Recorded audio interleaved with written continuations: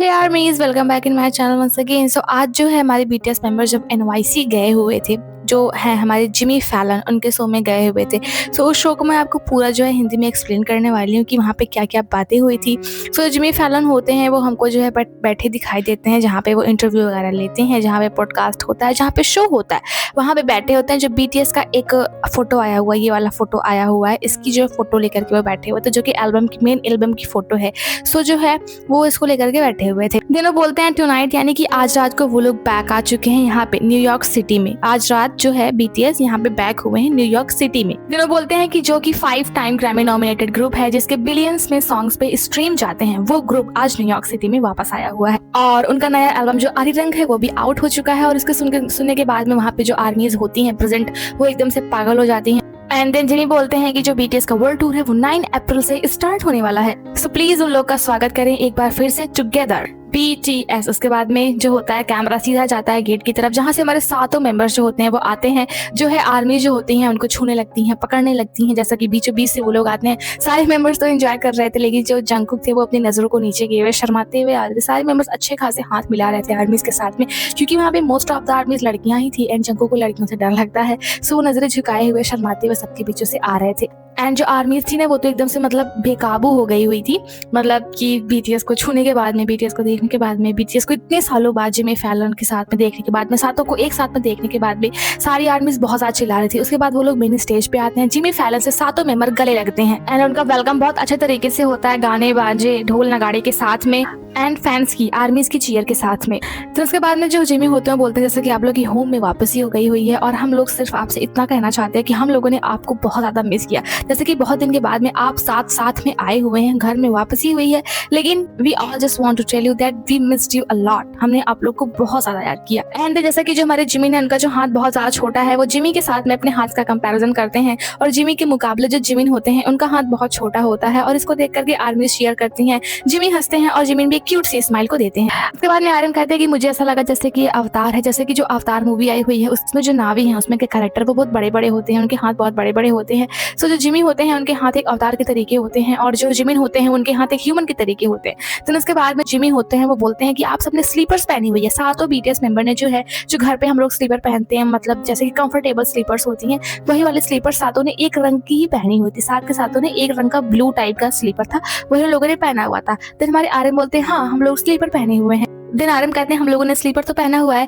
लेकिन हम लोग जो है वो एम्प्टी हैंड नहीं आए हुए हैं, हम लोग खाली हाथ नहीं आए हुए हैं, हम लोग कुछ स्लीपर्स भी लेकर के आए हुए हैं आपके लिए। दिन आर्यन कहते हैं कि कोरियन कल्चर में जैसे आप किसी के घर में जाते हो तो आप स्लीपर पहनते हो, वहाँ पे आप जूते नहीं पहनते, जैसे कि एशियन थिंग है ये। हम लोग एशियन लोग जो है वो घर में जब घुसते हैं तो घर में मतलब आने से पहले जूते बाहर निकाल देते हैं। आप सभी इंडिया से हो, पाकिस्तान से हो, नेपाल से हो, बांग्लादेश से हो, कहीं से भी हो, अगर आप लोग एशियन हो तो आप लोग ऐसा करते होगे। बाहर पहनने वाले जूते को हमारी मम्मी हमको घर में नहीं पहनने देती हैं, घर गंदा हो जाएगा तो मार पड़ेगी। ऐसा ही कोरियन कल्चर में हम इसी तरीके से होते हैं, हमारे यहाँ जूते बाहर निकालते जाते हैं, घर वाले अलग चप्पल होते हैं, बाहर वाले अलग चप्पल होते हैं। इसी तरीके से बीटीएस मेंबर ने कहा जो कोरियन कल्चर है उसमें जब हम किसी के घर जाते हैं तो हम लोग स्लीपर पहनते हैं, ना कि जूते पहन के जाएं, जिसकी वजह से घर गंदा ना हो। और हम आपके लिए भी स्लीपर्स को लाए हुए हैं, जैसा कि उन्होंने पहना हुआ था स्लेव स्लीपर, वो लोग लेकर के आए हुए थे। जिमिन जो होते हैं नीचे से निकाल करके जिमी को देते हैं वो स्लीपर, जैसे कि बीटीएस ने पहनी हुई थी वैसे ही सेम स्लीपर वो जिमी के लिए भी लाए हुए थे। देन उसके बाद में जिमी जो होते हैं वो तुरंत ही उन स्लीपर्स को पहन लेते हैं और बोलते हैं all right I am honoured, ये मेरे लिए सम्मान की बात है कि आप मेरे लिए कुछ लेकर के आए हुए हैं। उसके बाद में स्लीपर्स को पहने हुए जो जिमी होते हैं वो अपनी सीट से उठते हैं और चलते हैं। वो कहते हैं मुझे फील करना चाहिए कि आखिर में स्लीपर्स पहनने पे कैसा फील होता है। देन जिमी जो होते हैं वो स्लीपर पहन के चलते हैं और बोलते हैं दे आर नाइस, और ये बहुत ज्यादा स्टाइलिश भी है देखने में। देन जिहोपन आरएम भी उनके साथ में उठ करके स्लीपर्स मैच करने लगते हैं। देन जो जिमी होते हैं वो पूछते हैं बीटीएस मेंबर से, जैसे कि आप सभी जो है वो सातों एक साथ में बहुत दिन के बाद में आए हुए हैं, आप सबकी वापसी हुई है, तो वो पहला मोमेंट आप बता सकते हैं कि जब आप एक साथ लंबे समय के बाद में एक कमरे में इकट्ठा हुए थे, वो मोमेंट कैसा था। देन त्योंग कहते वाह फाइनली हमने बोला था, मतलब हमको ऐसा रियलाइज हुआ था कि फाइनली हम लोग एक साथ में आ गए हुए हैं। देन आर्यन कहते हैं कि जब हम लोग मिलिट्री में थे तो ऐसा लग रहा था जैसे कि समय जो है एकदम से रुक सा गया हुआ है, समय पास ही नहीं हो रहा था, लेकिन अभी जब हम लोग बाहर आए हुए तो समय जो था एकदम बहुत तेजी से भाग रहा था और मुझे अभी भी बिलीव नहीं होता है कि 9 महीने हो चुके हैं। मतलब हमारी वापसी को 9 महीने हो गए हैं, हम लोग जून में डिस्चार्ज हुए थे, अभी आप देखें तो फरवरी मार्च चल रहा है। देन जिमी कहते हैं कि जब आप लोग मतलब कि एक बार फिर से इकट्ठा हुए तो क्या वो मोमेंट इमोशनल था? क्या आप लोग वहाँ पे मतलब शांति थोड़ी देर के लिए छाई हुई थी? क्या ऐसा कोई मोमेंट था? देन जिन जो होते हैं वो बोलते हैं मुझे ऐसा लगा कि मैं अपनी फैमिली के साथ में वापस आ गया हुआ हूँ, मैं अपनी फैमिली के साथ में रीयूनाइटेड हो चुका हूँ, मतलब फिर से इकट्ठा हो गया हूँ अपनी फैमिली के साथ। फिर उसके बाद में जिमी कहते हैं कि मैं आप लोगों से ये सुनना चाहता हूँ, अपने राइट में बैठे हुए इंसान के बारे में आप लोगों ने सबसे ज़्यादा कौन सी चीज़ मिस की जब आप लोग मिलिट्री में थे? यानी कि आपके बगल में जो बैठा हुआ है, राइट बगल में जो बैठा हुआ है, उस इंसान के बारे में आपको बताना है कि आपने उस इंसान के बारे में सबसे ज़्यादा क्या मिस किया। सो जो आई थिंक जिमिन जो थे उनके राइट में वो बैठे हुए थे, जिमी बैठे हुए थे, सो उनका हाथ होल्ड करते हैं। सो जिमिन कहते हैं कि मेरे बारे में नहीं बताना है कि आपने मेरे बारे में क्या मिस किया, और मुझे एंड हाँ, जो जिमी थे वो जिमिन के राइट में बैठे हुए थे। सो जिमी कहते हैं कि मुझे नहीं बताना है कि मैंने आप लोगों के लिए क्या मिस किया, आपको एज अ बैंड मेंबर आप लोग को बताना है कि आप लोगों ने क्या मिस किया। मैंने तो हालांकि आप सातों को बहुत ज़्यादा मिस किया, लेकिन मैं जो हूँ बैंड में नहीं हूँ, तो आपको अपने बैंड मेंबर जो आपके राइट में बैठे हुए हैं उनके बारे में बताना है, ना कि मैं आपको बताऊंगा कि मैं आपके राइट में बैठा हुआ हूँ इसलिए। देन जिमी कहते हैं कि जिमिन आपसे शुरू करते हैं, आपके बगल में जो है शुगा बैठे हुए, तो आप बताइए कि आपने शुगा के बारे में सबसे ज़्यादा क्या मिस किया जब आप मिलिट्री में थे तो। एंड जिमिन जैसे ही शुगा की तरफ देखते हैं, शुगा पता नहीं क्यों इतना ज़्यादा शर्मा जाते हैं, वो तुरंत जैसे वो आई कॉन्टैक्ट को होल्ड ही नहीं कर पा रहे थे जिमिन के साथ में। वैसे तो मैं मेंबर्स को सिप नहीं करती हूँ क्योंकि मुझे अच्छा नहीं लगता है, क्योंकि वो लोग भाई की तरीके, लेकिन ये वाला मोमेंट मुझे बहुत ज़्यादा क्यूट लगा हुआ था।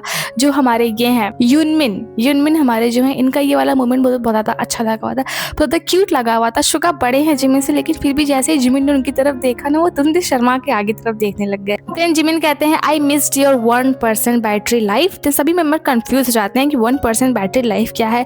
तो शुगा बोलते हैं नो बैटरी, हाँ बोलते हैं हाँ नो बैटरी वाली जो लाइफ है, जैसा कि तुम्हारे अंदर एनर्जी नहीं होती है वही वाली नो एनर्जी वाली लाइफ को मैंने मिस किया। देन जिमी कहते हैं you missed is low energy, आपने इसकी लो एनर्जी को मिस किया। सो जिमिन कहते हैं या।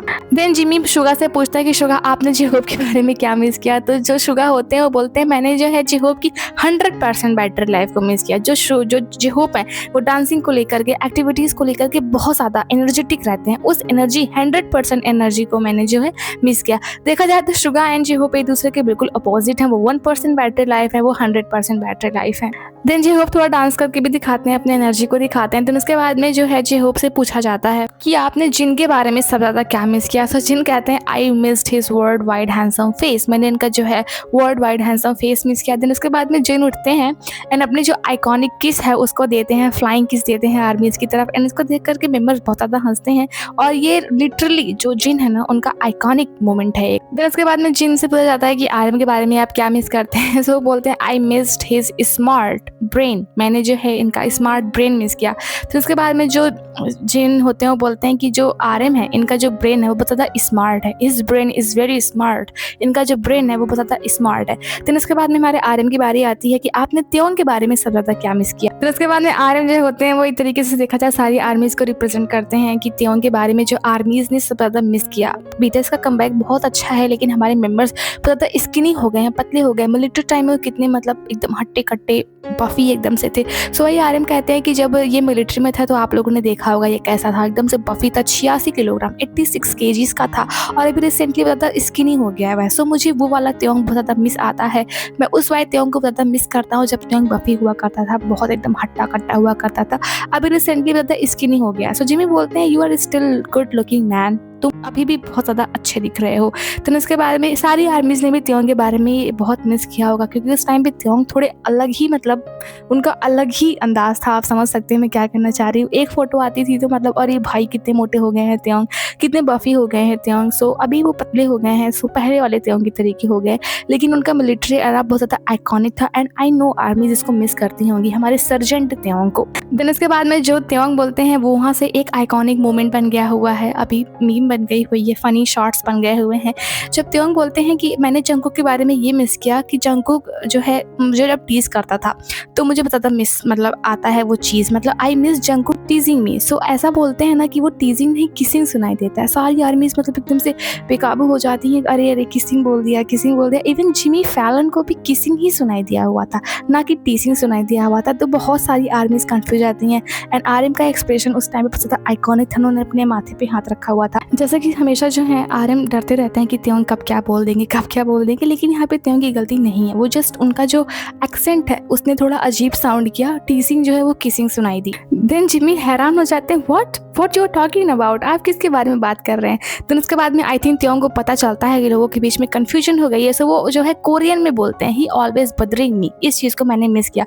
तो उसके बाद में आरएम इस चीज़ को ट्रांसलेट करते हैं कि not kissing, it was teaching. फिर उसके बाद में जिमी कहते हैं कि मुझे तो एक सेकंड में के लिए ऐसा लगा कि आप बोल रहे हैं किसिंग मी। देन जो जंगकुक होते हैं वो ज़्यादा मतलब शर्मा जाते हैं, एक तरीके से एम्बैरस हो जाते हैं, मुंडी नीचे करके बहुत ज़्यादा हंसते हैं वो लोग, क्योंकि उन्होंने एक्सपेक्ट ही नहीं किया हुआ था कि आर्मीज एंड जिमी कुछ इस तरीके का सुन लेंगे। फिर उसके बाद में जो जिमी होते हैं बहुत सॉरी करते हैं, आई कुडंट हियर, मैं सुन नहीं पाया, सॉरी, मेरा कहने का मतलब ये नहीं था। लेकिन जो जंगकुक एंड त्योंग थे बहुत ज़्यादा शर्मा रहे थे कि अरे कैसा, मतलब लोगों को उस चीज़ ने साउंड किया होगा, लोगों ने क्या सोचा होगा। देन जिमी कहते हैं आई एम सो सॉरी, आप लोग बहुत दूर थे जिसकी वजह से मुझे सुनाई नहीं दिया अच्छे से, जस्ट मिसअंडरस्टैंडिंग एंड कन्फ्यूजन हो गई। फिर उसके बाद में जंगकुक की बारी आती है। वैसे तो जंगकुक के राइट में कोई था नहीं, लेकिन जंगकुक के बाद में अगर देखा जाए सीधे फिर से जिमिन बैठे हुए थे। तो जंगकुक को बताना था कि उन्होंने जिमिन के बारे में सबसे ज़्यादा क्या मिस किया। देन उसके बाद में जो हमारे जंगकुक होते हैं वो अपनी क्यूट सी इंग्लिश में बोलना स्टार्ट करते हैं, I spend time with Jimin, मतलब कि फिर जो जिमी होते हैं वो बोलते हैं कि आप लोगों ने मतलब मिलिट्री जो रूफ है उसमें एक साथ ही रहे, आप लोग की मिलिट्री सर्विस एक साथ में थी, तो इसका मतलब आपने जिमिन के बारे में कुछ भी मिस नहीं किया। तो जंगकुक बोलते हैं नहीं, तो बोलते हैं नहीं, कुछ तो है जो कि मैंने जिमिन के बारे में मिस किया हुआ है। देन जंगकुक बताते हैं कि मैंने जो है वो जिमिन की जो स्टीव होती है उसको मिस किया। देन उसके बाद में मतलब कि उनका कहने का मतलब ये था मैंने जिमिन की जो है वो कुकिंग मिस की। देन उसके बाद में जिमी कहते हैं कि जिमिन ने मेरे लिए तो कभी कुछ भी नहीं कुक किया। देन उसके बाद में जिमिन कहते हैं I will cook to you, मैं आपके लिए पकाऊंगा, मतलब मैं आपके लिए खाना पकाऊंगा। जिमिन ऐसा बोलते हैं जंगकुक की तरफ इशारा करके। तो उसके बाद में जिमी कहते हैं जैसे कि बीटीएस का फाइनली कमबैक हो गया 2022 के बाद में उनके फुल लेंथ एल्बम आरी रंग के साथ में, और वो जैसा कि अमेरिकन है लेकिन फिर भी वो आरी रंग बहुत अच्छे तरीके से बोल रहे थे, एकदम एशियंस की तरीके उनकी वॉइस थी जैसा कि नेटिव बोलता है। तो उसके बाद में पूछता है कि आखिर में आरी रंग है क्या। तो जो हमारे आर्यम होते हैं बोलते हैं इट्स कोरियन ट्रेडिशनल सॉन्ग, जो कोरिया है वहाँ का एक फोक ट्रेडिशनल सॉन्ग है ये जो आरी रंग है, और हर कोरियन जो है वो इसको जानता है, और जब से वो बड़ा हुआ है वो इसके बारे में जानता है, ये मतलब इसको सुनते हुए वो बड़ा हुआ है, इसके बारे में जानते हुए हर कोरियन बड़ा हुआ है। देन जिमी कहते हैं कि आप लोग को ये आइडिया कहाँ से आया कि आपके एल्बम का टाइटल का नाम आरी रंग होना चाहिए, आप लोगों ने ये कैसे डिसाइड किया। तो उसके बाद में आर्यन बोलते हैं कि हमें ऐसा लगता है कि जो ये नाम है वो हमारे सॉन्ग को अच्छी तरीके से रिप्रेजेंट करता है, एंड जो आरी रंग है वो मोस्टली जो है वो कोरियंस को एक तरीके से रिप्रेजेंट करता है, जैसे कि ये कुछ भी हो सकता है, जॉय हो सकता है, शोरो हो सकता है, लॉगिंग्स हो सकता है। सो आरी रंग हर इमोशन को जो है वो बहुत अच्छे तरीके से रिप्रेजेंट करता है, और हम ऐसे उम्मीद करते हैं कि हमारा जो सॉन्ग होगा वो भी जैसा आरी रंग है वो एक यूनिवर्सल चीज़ है जिसमें बहुत सारी इमोशंस हैं। सो हम लोग उम्मीद करते हैं कि हमारे सॉन्ग्स भी जो होंगे वो आरी रंग के तरीके यूनिवर्सल होंगे। एंड आर्यन बोलते हैं जैसा कि हम सब ने इस चीज़ को रियलाइज़ किया कि हम सभी के जो रूट्स हैं वो कोरिया में है, हमारी जड़ें कोरिया में हैं, हम सब मिलिट्री में थे, हम लोगों ने मिलिट्री में सर्विस की, और हम लोगों ने इस चीज़ को रियलाइज़ किया कि हमारे रूट्स जो है वो कोरिया में है, सो हमने जो है ऐसा किया। देन जिमी कहते हैं कि हाँ, अपनी जड़ों को कभी भी नहीं भूलना चाहिए, जहाँ से आप हैं आप उसको कभी भी ना भूलें। देन जिमी कहते हैं कि जैसा आप लोग लॉस एंजलिस में 2 महीने तक रहे रूममेट्स की तरीके, उसी तरीके से जैसे आप लोगों ने जब डेब्यूट किया हुआ था तब आप लोग रहते थे, तो एक साथ में रहना, एक साथ में लाइफ को शेयर करना 2 महीने तक, उस टाइम पे आपके लिए सबसे ज्यादा अच्छा मोमेंट क्या था। देन जो इसका आंसर करते हैं कि ईटिंग टुगेदर, साथ में खाना खाना हमारे लिए ज्यादा अच्छा मोमेंट था। देन उसके बाद में आर्यन कहते हैं कि हम लोग जो है वो 6-7 साल मतलब 6-7 ईयर्स एक साथ में रहे हैं, और जैसे ही 6-7 कहते हैं ना, आर्मीज के बीच में बहुत तेज से मतलब शोर मचता है, दोनों हाथ को ऊपर नीचे करके 6-7 एक मीम आया हुआ है 6-7 नाम का। तो सारे बीटीएस मेंबर्स जंगकुक को छोड़ करके सभी मतलब एकदम से बहुत ज़्यादा शॉक हो जाते हैं कि 6-7 सुनने के बाद में आर्मीज को यह क्या हो गया, आखिर में ये है क्या, उनको बिल्कुल भी समझ में नहीं आ रहा था। बहुत ज़्यादा कंफ्यूज सारे बीटीएस मेंबर कि 6-7 है क्या, लेकिन जंगकुक को पता था। जंगकुक कहते हैं लुक एवरीवन ऑलरेडी नो, देखो यहाँ पे सभी लोग जो है वो अच्छे से जानते हैं 6-7 क्या है। 6-7 एक तरीके का मीम है जिसका कोई डिफिनेशन नहीं है कि कैसे मैं आपको भी एक्सप्लेन करूँ।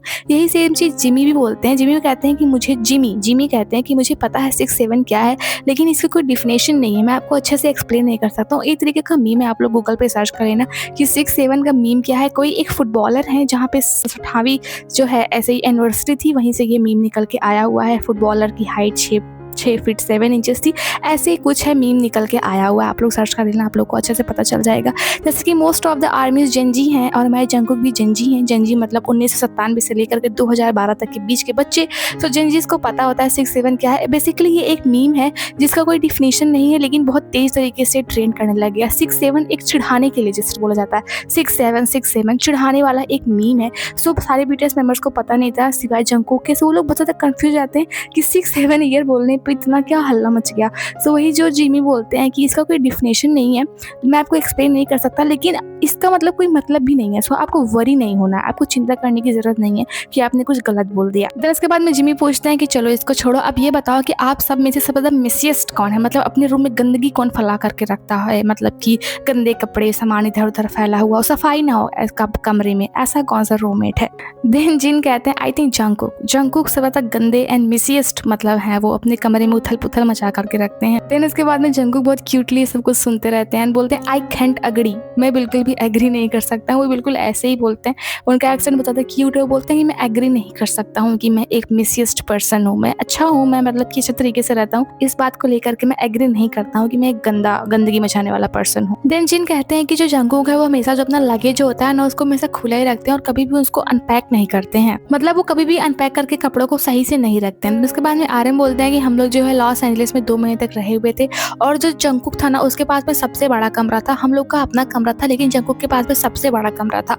और ये जो था 2 लगेज को लेकर के गया हुआ था, लेकिन कभी भी इसने लगेज को फुली ओपन नहीं किया, मतलब कभी भी फुली अनपैक नहीं किया। ऐसे ही कपड़े निकालता था, उसको पहन के वापस से ऐसे रख देना, मतलब कभी भी सामान को अच्छे से नहीं रखा।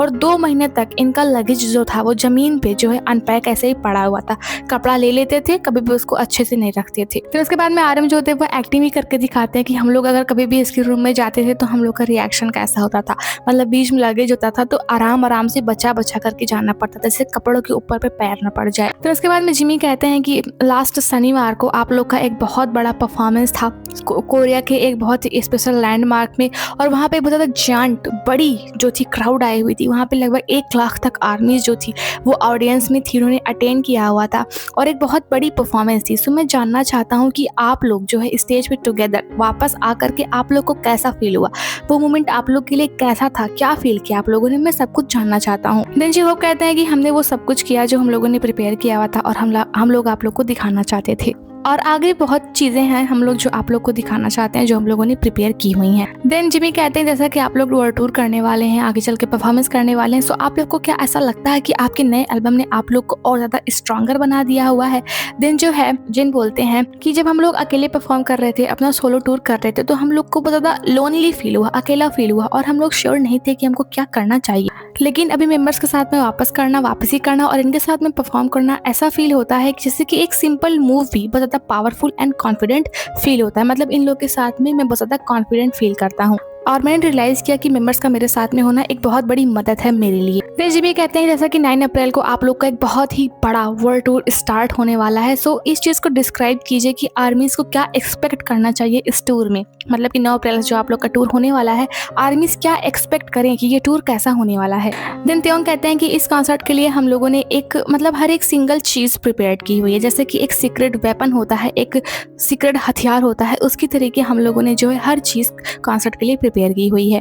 और हम लोग का परफॉर्मेंस जो हम लोग का वेपन है वो आप लोग को पक्का चिल्स देने वाला है इस कॉन्सर्ट में, मतलब गूज बम्प रोए खड़े हो जाएं, इस तरीका का कॉन्सर्ट होने वाला है। देन जिमी कहते हैं कि क्या ऐसी कोई सिटी है, जैसा कि आप लोग का 9 अप्रैल से कॉन्सर्ट होगा Australia, Latin America, south America, Asia में होगा, सो क्या ऐसी कोई स्पेसिफिक पार्टिकुलर सिटी है जिसमें आप लोग कॉन्सर्ट करने के लिए बहुत ज़्यादा एक्साइटेड हैं। देन जंगकुक कहते हैं वैसे तो मैं हर शो के लिए बहुत ज़्यादा एक्साइटेड हूँ, लेकिन स्पेशली जो न्यू जर्सी है उसके लिए मैं बहुत ज़्यादा एक्साइटेड हूँ वहाँ पे शो करने के लिए। देन उसके बाद में जंगकुक कहते हैं कि क्या आप लोग हमारे कॉन्सर्ट में आ रहे हैं, मतलब जिमी क्या आप हमारे कॉन्सर्ट में आएंगे। सो जिमिन कहते हैं चलो इनको इनवाइट कर लेते हैं हमारे कॉन्सर्ट के लिए। सो आर्यन कहते हैं लेकिन आप भी इस दुनिया के सबसे जो है बिजी व्यक्तियों में से एक है, सो आप कैसे आ सकते हैं। देन उसके बाद में जिमी कहते हैं कि क्या मैं आ सकता हूँ, क्या आप लोग मुझे इन्वाइट कर रहे हैं, क्या मैं आपके कॉन्सर्ट में आ सकता हूँ, लेकिन मैं कल रहूँगा। जैसे कि 26 तारीख को पहला आया हुआ था शो, 27 तारीख को दूसरा आया हुआ था, वहाँ पे एक बहुत ही स्पेशल एक है वहाँ की जगह अमेरिका पे जहाँ पे BTS मेंबर्स ने परफॉर्म किया हुआ था 2.0 पे स्विम पे, सो वहाँ पे वहाँ पे बोला था जिमी ने कि मैं वहाँ पे रहूंगा। वो जगह का नाम गुगनेनिम म्यूजियम वहाँ पे है, न्यूयॉर्क में है। सो वहाँ पे जो है जिमी ने बोला कि कल जब आप लोग वहाँ पे परफॉर्म करेंगे तो मैं वहाँ पे रहूंगा, जो कि तरीके कॉन्सर्ट का ही तरीका था, म्यूजियम था, वहाँ पे लोगों ने परफॉर्म किया हुआ था। तो उसके बाद में जिमी कहते हैं कि मैं वहाँ पे रहूंगा और यही स्लीपर्स पहन के आऊंगा, लेकिन क्या वहाँ के जो म्यूजियम है वहाँ के लिए सारे जो टिकट्स हैं वो सोल्ड आउट हो चुके हैं। सो आर्मीज बोलती हैं यस। सो बोलते हैं कि यार मुझे भी आना था वहाँ पे, क्या मैं एक टिकट ले सकता हूँ? सो जो बीटीएस मेंबर्स होते हैं बोलते हैं of course Jimmy you can. Then उसके बाद में जो है जिमी कहते हैं कि आप लोगों ने जो है हमारे शो पे बहुत ही आइकॉनिक परफॉर्मेंस दी हुई है, यहाँ पे स्टूडियो में भी आप लोगों ने बहुत अच्छी परफॉर्मेंस दी हुई है, और इससे पहले आई थिंक 2020 में ये लोग इनके शो पे आए हुए थे, जो ग्रैंड सेंट्रल स्टेशन है वहाँ पे भी लोगों ने परफॉर्म किया हुआ था जिमी फैलन की शो की तरफ से। सो कल वहाँ पे ये लोग म्यूजियम में भी करने वाले थे, यानी कि 27 मार्च को इन लोगों ने म्यूजियम में भी किया हुआ था। देन जिमी कहते हैं कि आपने जो है ग्रैंड सेंट्रल में जो है आप लोगों ने जो परफॉर्म किया हुआ था, क्या आप लोग को याद है? सो आर्यन कहते हैं कि वो मेरा फेवरेट है, वो मेरी फेवरेट परफॉर्मेंस। देन कहते हैं जस्ट पहले इससे पहले आप लोगों ने जो है ग्रैंड सेंट्रल में किया हुआ था, आप लोग टुनाइट आज म्यूजियम में करने वाले हैं। सो आप लोग ने चूज किया हुआ है कि आप लोग कौन कौन से सॉन्ग पे वहाँ पे परफॉर्म करने वाले हैं। देन आर्यन कहते हैं हम लोग जो है स्विम पे करेंगे ऑफ कोर्स। देन उसके बाद में जिमी कहते हैं कि मैं इस एल्बम से अपने कुछ फेवरेट ट्रैक्स को सुनने जा रहा हूँ। देन इसके बाद में वो लोग जो है वो फेवरेट ट्रैक्स को सुनना स्टार्ट करते हैं। सो जो जंगकुक होते हैं वो सबसे लास्ट रो में बैठे होते हैं। फिर उसके बाद में जो जिमी होते हैं वो बोलते हैं कि आप सबसे पीछे क्यों बैठे हुए हैं जंगकुक से, तो जंगकुक को सबसे आगे बुला लेते हैं। जंगकुक, त्योंग, आरएम ये लोग पहले कॉच पे आ जाते हैं। फिर उसके बाद में जिमी कहते हैं बहुत ज़्यादा फन होगा अगर हम अपने मतलब कि अगर मैं एल्बम जो रंग आया हुआ है उसमें से अपने फेवरेट ट्रैक के बारे में बात करूँ, तो सारी जो ऑडियंस होती है वो भी चीयर करती है। फिर उसके बाद में वो लोग जो होता है ना स्विम सॉन्ग सुनते हैं, जो जिमी होते हैं वो तुरंत ही स्विम सॉन्ग बजा भी देते हैं। स्विम बजाते ही सारे बीटीएस मेंबर, जिमी एंड जो ऑडियंस होती है सभी लोग उसको मतलब गाने लग जाते हैं और उस पे मतलब वाइब करने लग जाते हैं। फिर उसके बाद में जो ऑडियंस होती है जहाँ पे आर्मीज होती है ना वो स्विम के साथ साथ में गा रही थी, तो जिमी को ये देख करके पता हैरानी होती है, वो शॉक हो जाते हैं कि जो एल्बम है वो भी बेरली आया हुआ है, मतलब उसको आए हुए 5-6 दिन ही हुए हैं, और ऑडियंस जो है आर्मी जो है उनको एवरी सिंगल वर्ड पता है, यानी कि हर लिरिक्स का वर्ड पता है उनको। तो उसके बाद में जो आर्यन होते हैं वो बोलते हैं यू गाइज आर गुड, मतलब कि उनको थम्स अप दिखाते हैं कि आप लोगों ने बहुत अच्छे तरीके से गाया। तो उसके बाद में जिमी पूछते हैं कि what is swim, what do you think about swim, what is swim about, मतलब कि स्विम किसके बारे में है, आप लोग स्विम के बारे में क्या सोचते हैं। सो जो हमारे झोप होते हैं वो बोलते हैं कि उन्हें लगता है स्विम ऐसा मैसेज है जो कि हमें हमारे हार्ट से मिला हुआ है, मतलब स्विम एक ऐसा मैसेज है जो कि हमने हमारे दिल से पाया हुआ है, हार्ट की तरफ से हमें ये मैसेज मिला हुआ है। और हमें ऐसा लगता है कि लाइफ में बहुत सारे स्ट्रगल्स होते हैं जिनको हम ओवरकम करके पार करके हर दिन आगे बढ़ते रहते हैं, और जो लोग हैं वो अपनी जिंदगी में है जो डिफरेंट टाइप के वेट, भार को एंड स्ट्रगल्स को अपनी लाइफ में फेस करते हैं, फील करते हैं, लेकिन फिर भी हमें जो है हमेशा स्विम करते रहना चाहिए। हमें उन वेट का, उन स्ट्रगल को पार करके, ओवरकम करके हमें निरंतर स्विम करते हुए अपनी जिंदगी में आगे बढ़ता रहना चाहिए। और जो हमारा जो सॉन्ग स्विम है वो मतलब कि वो लाइफ के बारे में जो प्यार होता है उसको दर्शाता है, यानी कि जो जिंदगी से प्यार करना होता है उस चीज को दर्शाता है। देन वही फिर जिमी बोलते हैं कि ओके स्विम स्विम, मतलब अपनी जिंदगी में आगे बढ़ते रहिए। फिर उसके बाद में वो बता देते हैं 2.0 जो सॉन्ग है बीटीएस का, उसको सुन करके भी सारी बीटीएस मेंबर्स अच्छा सा चीयर करते हैं और आर्मीज उसके साथ में गाना स्टार्ट करती हैं। तो उसके बाद में जिमी पूछते हैं कि क्या ये सॉन्ग आप लोग का फेवरेट है। सो जो आर्यन होते हैं बोलते हैं ऑफ कोर्स। वो बोलते हैं कि जो जिमी जो होते हैं वो बोलते हैं कि जो 2.0 है वो बीटीएस को दर्शाता है, जैसे कि बीटीएस का 2.0 वर्जन आ चुका है। सो त्योंग बोलते हैं कि जो 2.0 है वो इस चीज़ को दिखाता है कि हम आज क्या हैं अपनी सोलो जर्नीज के बाद में, मतलब अपनी सोलो जर्नीज के बाद में जो हमारा प्रेजेंट है इस चीज़ को 2.0 दिखाता है। देन त्योंग बोलते हैं कि जब 2.0 सॉन्ग में हमने बोला हुआ you know how we do, जो लिरिक्स है ना यही इस चीज़ को दर्शाती है कि मतलब कि आप इसको फील कर सकते हैं कि हमने जो है सोलो के बाद में कैसे यहाँ पे क्या क्या किया हुआ है, इसी चीज़ को दर्शाती है ये वाली लिरिक्स 2.0 को जो आप सुनते हैं। देन त्योंग बोलते हैं आवर कॉन्फिडेंस, हमारे कॉन्फिडेंस को दर्शाता है। तो इसके बाद में बजाते हैं नॉर्मल सॉन्ग, और इस पे भी सेम आर्मी चीयर करती है, बीटीएस चीयर करता है। तो उसके बाद में जिमी बोलते हैं कि जैसा कि इसमें बहुत सारे ट्रैक्स हैं और नॉर्मल भी एक ट्रैक है, तो क्या आप इसको एक्सप्लेन कर सकते हैं। सो जिन बोलते हैं कि नॉर्मल एक ऐसा इमोशन है जिसको मैं रिलेट कर सकता हूँ, ये वो फीलिंग्स हैं जो ग्लैमर की पीछे के पर्दे के पीछे होती हैं, मतलब कि आप समझ सकते हैं जो ग्लैमर की दुनिया है, जो सेलिब्रिटीज़ की दुनिया है, उस पर्दे के पीछे बिहाइंड द सीन्स उनकी रियल लाइफ में क्या हो रहा है उस फीलिंग को ये सॉन्ग एक तरीके से दर्शाता है। इसीलिए हम लोग इस सॉन्ग के थ्रू जो थे वो उन इमोशंस के बारे में, उन फीलिंग्स के बारे में बात करना चाहते थे जो कि ग्लैमर की दुनिया के पीछे हम लोग के साथ में होती हैं, उन इमोशंस के बारे में। जैसा कि समटाइम्स हम जब है अपने कॉन्सर्ट के बाद में ना हम लोग थोड़ी एम्प्टीनेस जो होता है, खालीपन महसूस करते हैं। अपने कॉन्सर्ट के बाद साथ में हम लोग ऐसा फील करते हैं। फॉर एन एग्जाम्पल, जैसे कि कॉन्सर्ट हुआ तो उसके बाद में हम लोग को थोड़ा एम्प्टीनेस फील होती है, खालीपन फील होता है। सो उसी इमोशन को दिखाने के लिए हमने जो है ये सॉन्ग एक तरीके से बनाया हुआ है। सो मैं इसको रिलेट कर सकता हूँ, ऐसा जिन बोलते हैं। और इसीलिए हम ना उन जो इमोशंस थे उनको पीपल्स के साथ में शेयर करना चाहते थे, जिससे हम जो लोग हैं उनसे और अच्छे तरीके से जुड़ सकें। देन जिमी बोलते हैं कि जितने भी आपके रिकॉर्डिंग्स है, जितने भी ट्रैक्स हैं आपके, बहुत ज़्यादा अमेजिंग हैं और इसके लिए आप लोग को कंग्रेचुलेशंस। देन उसके बाद में नेक्स्ट एपिसोड आता है, उसी चीज़ का नेक्स्ट एपिसोड आता है। वो लोग जो है फिर से वेलकम बैक करते हैं। देन उसके बाद में जिमी कहते हैं कि मुझे जो है आर्मीज के बारे में एक चीज़ सबसे ज़्यादा पसंद है कि यहाँ पे कोई डेमोग्राफी नहीं है, यानी कि जो आपके फैंस है वो 5 साल से लेकर के 105 साल तक है, यानी कि बुढ़ा से बुढ़ा, जवान से जवान व्यक्ति आपका जो है इस तरीके से फैन है और पूरी दुनिया की आर्मीज आपकी फैन है। तो उसके बाद में जिमी कहता है कि आपका जो म्यूजिक है उसमें जो मैसेज होता है उसमें ऐसी क्या बात है जो हर इंसान का वेलकम करती है, चाहे वो कहीं से भी हो, चाहे वो दुनिया के किसी कंट्री से हो, कहीं से भी आए हुए। देन उसके बाद में आरएम कहते हैं जंगकुक आपका इस बारे में क्या सोचना है, आप इस बारे में क्या सोचते हैं। देन जंगकुक कहता है कि अगर हम लोग जेन्युइन हैं हर उस चीज़ के साथ में जो हम लोग अपने सॉन्ग में यूज़ करते हैं, जो हम लोग अपने सॉन्ग में डालते हैं, अगर उन सभी चीज़ों के साथ में हम लोग जेन्युइन हैं, चाहे वो कोरियोग्राफी हो, चाहे वो लिरिक्स हो, चाहे वो मेलोडी हो, जो भी हम लोग अपने सॉन्ग में पुट करते हैं वो रेजोनेट करता है लोगों के साथ, मतलब वो मन को छूता है, वो गूंजता रहता है। जो भी हम लोग अपने सॉन्ग में यूज़ करते हैं वो रेजोनेट करता है। देन जिमी कहते हैं कि आप लोग ज़्यादा मेहनत कोई नहीं करता है, चाहे कहीं से भी इंसान हो, लेकिन आप लोग पसंद करते हैं। इवन आई लव यू, मैं भी जो है आप लोगों से प्रेम करता हूँ, मतलब आप लोग को पसंद करता हूँ। फिर उसके बाद में जिमी कहते हैं कि मैं आप लोग से कुछ क्वेश्चन पूछूंगा। देन जो BTS आर्मी है वो पूछना चाहते हैं इन क्वेश्चन को, उनकी तरफ से ये क्वेश्चन है, इनमें से हम 5 क्वेश्चन को जो है वो पूछेंगे। देन उस आर्मी ने जो है पूछा हुआ था कि जो मेरी फ्रेंड है उसने रिसेंटली जो है रेडियो पे BTS के गाने सुने हुए हैं और उसने जो है मुझसे गानों की एक लिस्ट मांगी हुई है, जो कि मैं ऐसे किसी इंसान को रिकमेंड करूं जो अभी BTS को मतलब सुनना, जिसने स्टार्ट किया हुआ है, मतलब कि जो अभी एक नया लिसनर है उसको मैं BTS के कौन से गाने जो है लिस्ट बना करके उसको रिकमेंड करूं।